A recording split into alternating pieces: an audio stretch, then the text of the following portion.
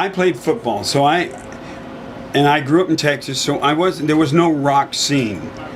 I'm trying to remember if the first band I saw was the Kingsmen or Doug Clark and the Hot Nuts.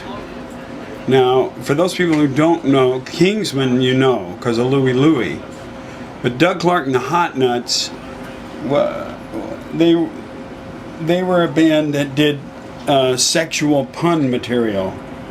I don't know how many people know the song, but a lot of people know the song. They did the song, "See the man against the wall, he ain't got no nuts at all. Yeah, nuts, hot nuts, get 'em from your peanut man." And they would go, that song would last at least 20 minutes. And they had more verses than you could possibly imagine. So, and the other, if you went down to what was the equivalent of spring break back when I was in high school, you'd go to Galveston, Texas. And I actually saw, at least I'm almost 99.8% sure, that I saw Joplin in about 1963 in a cover band in Galveston wearing white go-go boots. Because I met her later and asked her about it, and she said, "Don't you ever talk to me about that, ever." And so I never got a straight answer out of her. I only got, "Don't mention that. Don't talk to me about that. I was never anywhere in white go-go boots, and you know that."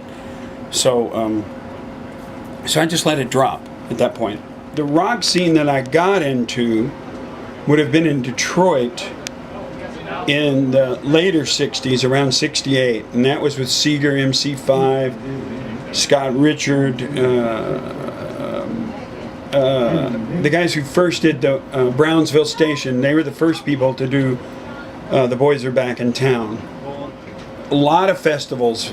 We had festivals before Woodstock, and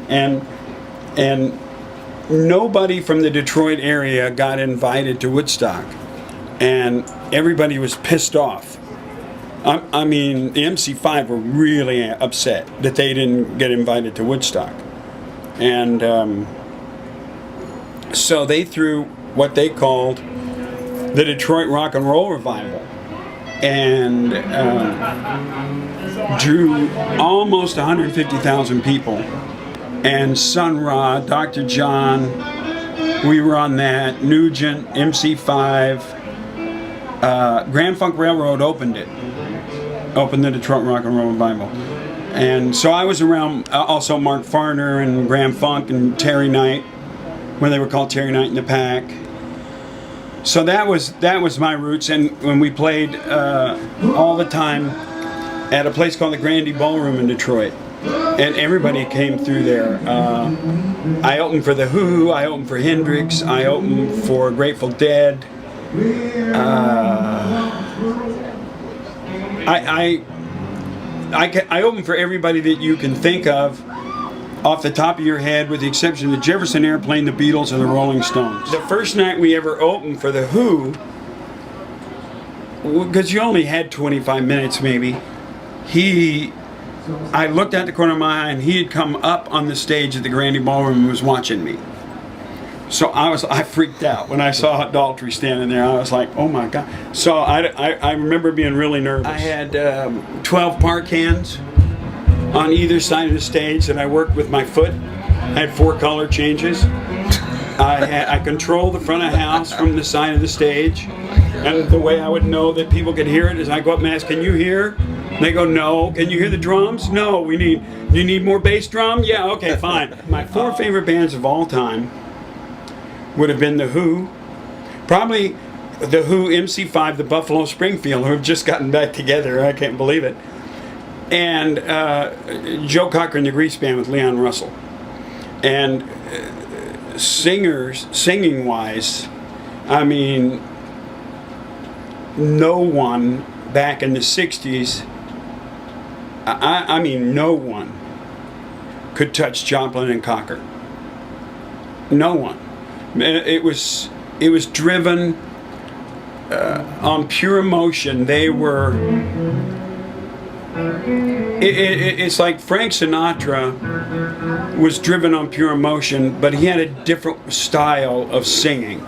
So his eyes were open, not all the time, but his eyes were open. But he knew how to sell you a song, and he sold you that song on what was going on inside of him. And the two people that I saw with Joplin and Cocker that just literally jaw dropped. I mean, just you just stood there and dropped your jaw. The other thing was the emotion that you got from them on that song. When Cocker sang, "I need a little help from my friends," man, you wanted to go up there and hold him up. And when Joplin sang "Take Another Little Piece of My Heart," you just wanted to, like, oh God, this, you know, I mean, she was bleeding for her audience. So I learned my lessons from those, and another one which has nothing to do with rock, but Al Green. So if I have influences from anywhere in my existence other than Mahalia Jackson or Broadway musicals, it's Joplin, Cocker, Al Green, and Aretha Franklin.